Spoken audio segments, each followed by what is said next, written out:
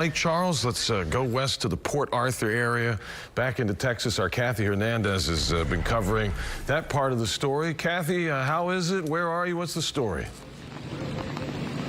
Well, good morning. We've been driving around Port Arthur, and this is what we found. More damage as those strong winds continue to come through the city. Right now, we're at Gulfway Drive at Gulfway Cycles, where you can see the sign is down. And taking a look at the building, we can walk even closer to you.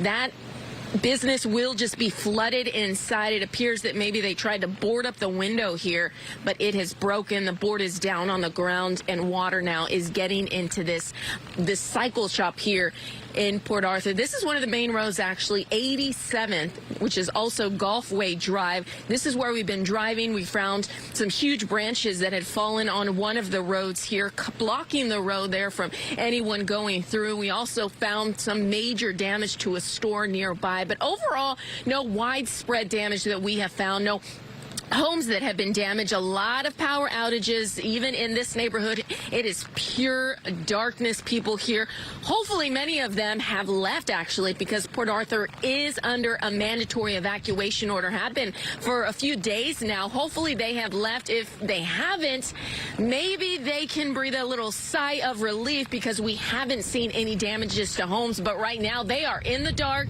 and they are sleeping with no AC, which of course can be uncomfortable. But we're seeing just some damage around the Port Arthur area. Of course, we're going to continue to drive around, see what else. Hopefully there's not much damage that we find, much more damage that we find. But of course, once the sun comes up, we're going to see a lot more. Guys, back to you. All right, Kathy Hernandez live for us this morning in Port Arthur.